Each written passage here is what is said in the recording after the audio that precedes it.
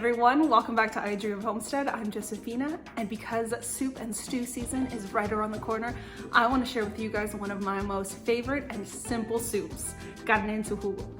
Carne en su jugo literally translates over to meat in its juice, and it's just because while the meat is cooking, instead of letting it get to a place where it sears, as it starts to release the juices, you add in the sauce. So that sauce and the juice come together and just make the perfect broth that gets served with beans and topped with yummy, lovely things like onion, cilantro, and bacon. So let's get started.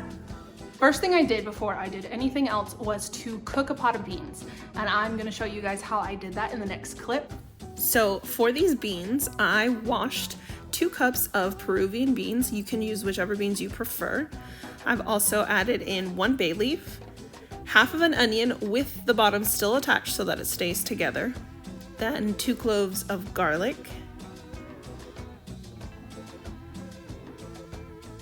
salt to taste,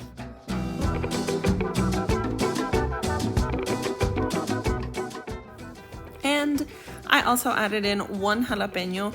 That is completely optional. You don't have to add it. It won't make the beans spicy, but it is gonna give it that nice, yummy pepper flavor. I set the timer on that for 30 minutes and let it go.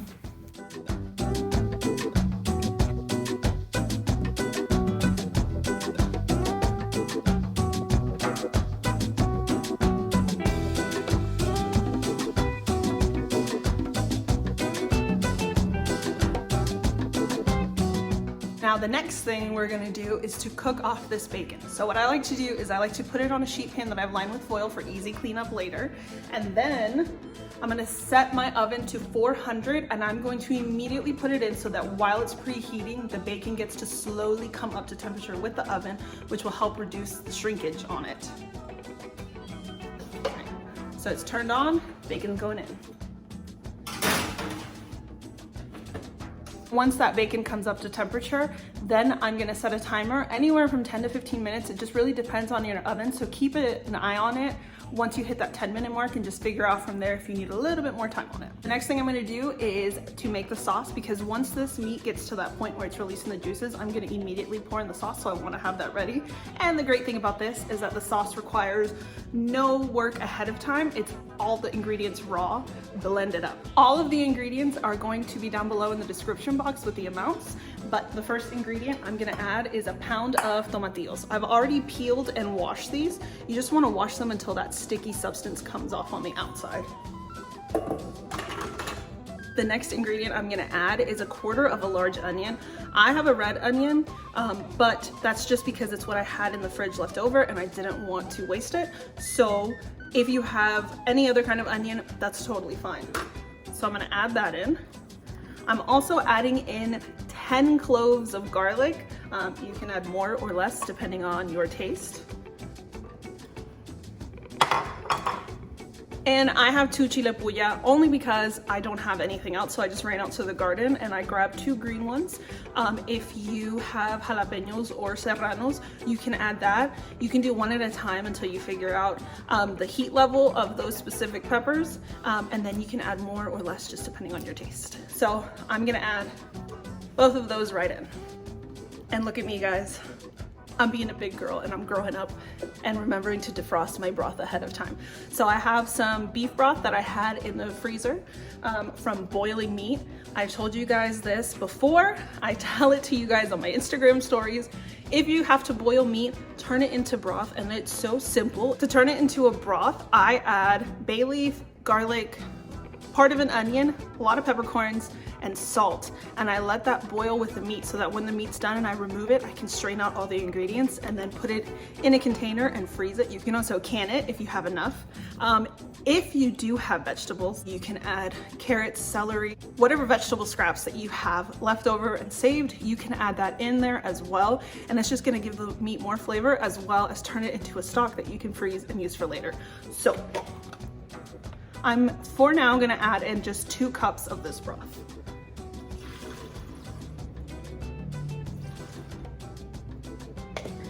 And I'll save the other 2 cups just in case I need it later.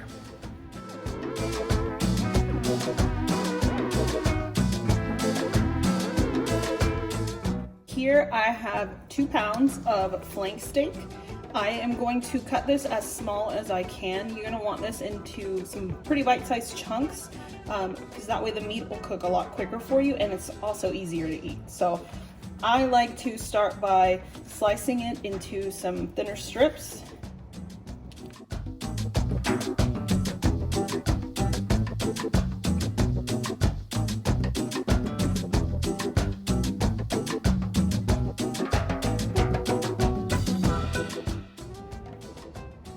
Alright, so I've got it cut into some relatively thin strips. So now I'm just going to take part of that,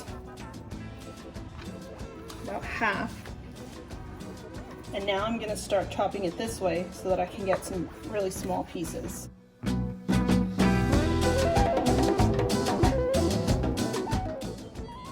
The oven is singing because it's ready, so I'm going to go ahead and set my timer.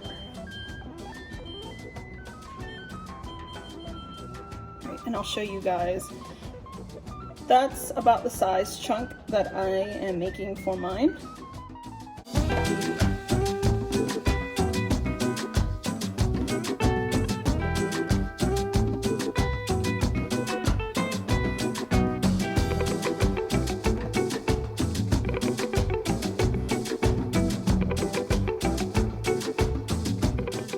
All the meat's chopped, so now I'm going to add it into this pot that I have heated up with a little bit of oil, and those just go straight in.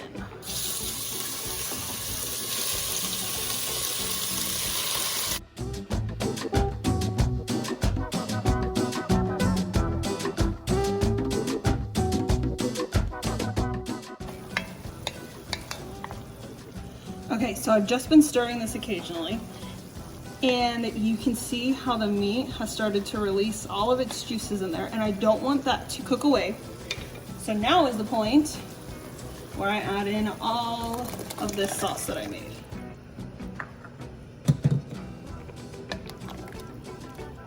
Gonna stir that in. And because I do feel like it needs a little bit more broth and I need to finish cleaning this out so I can get all of that yummy goodness that got left behind in it, I am going to pour in these last 2 cups, give this a nice little swirl, and pour this into the pot.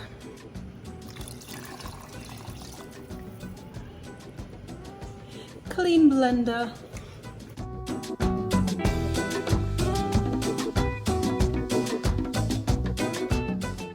And this part is optional, but I'm going to add in some green onions. I just took some of the top off and I took off the roots, and those are just gonna go straight into the pot.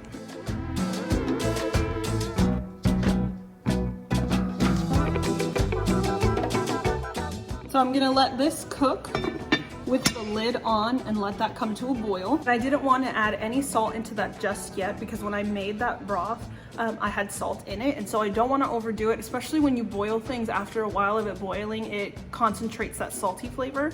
So I'm gonna wait until it is boiled and I feel like that's cooked enough, and then I'll check it for salt and see how much I need in there. Bacon. Mine was in there for about 13 minutes.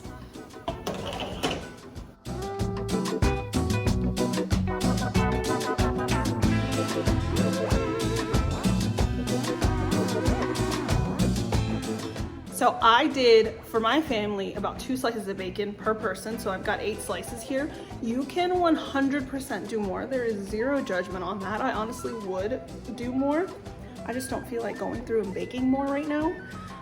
But the bacon on this, you cannot leave it out because the bacon on this dish changes everything. It goes from being just a basic bean and meat soup to just this level of deliciousness. Do it, guys. Do the bacon. All right, it is all done.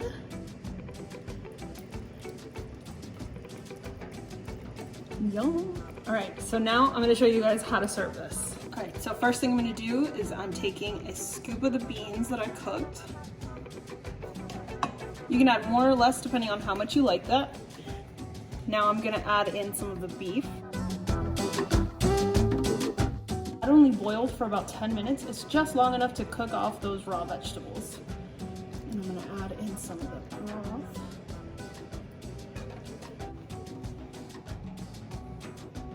I'm gonna squeeze some lime over it.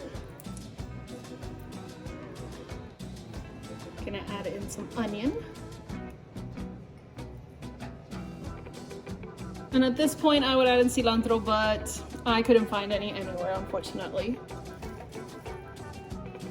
And for the delicious part, the bacon.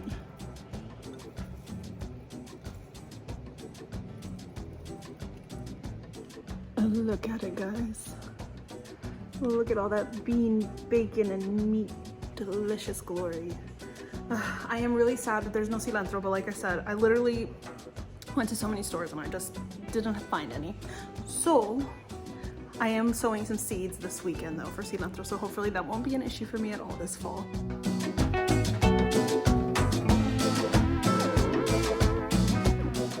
I am so excited to eat this.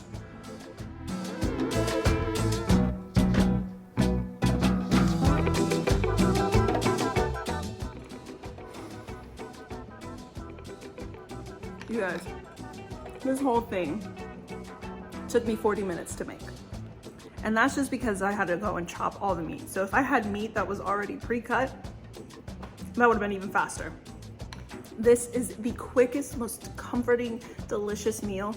The soup itself has some acidity from the tomatillos. And then you get that little bit of a kick from the chile puya that's in there, or whatever chile that you use. And then when you have that yummy bite from the onion, and then also the smokiness and the crunch from the bacon that's on top, I'm telling you, that bacon is everything in this dish. This just is not what it is without the bacon.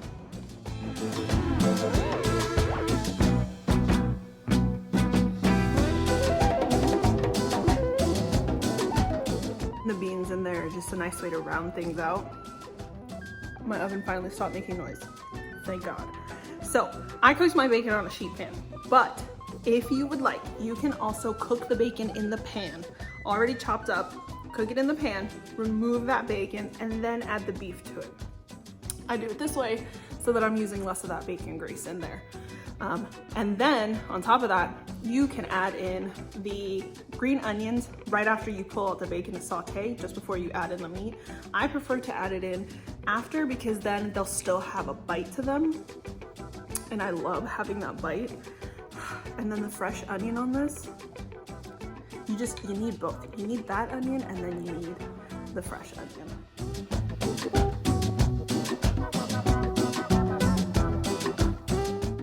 This right here is a perfect and quick way to use tomatillos and to make a really yummy soup when it's cold outside or on a rainy day, or just when you want to feel that cozy feeling. Also, for anybody who has a green salsa already made, so salsa verde, you can just already use that and pour it right in there. It's a great way to use leftover green salsa. All right.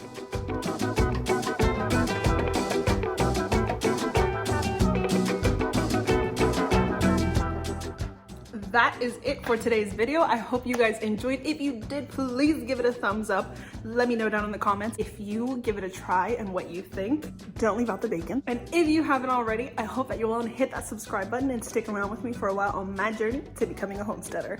I'll see you in the next one.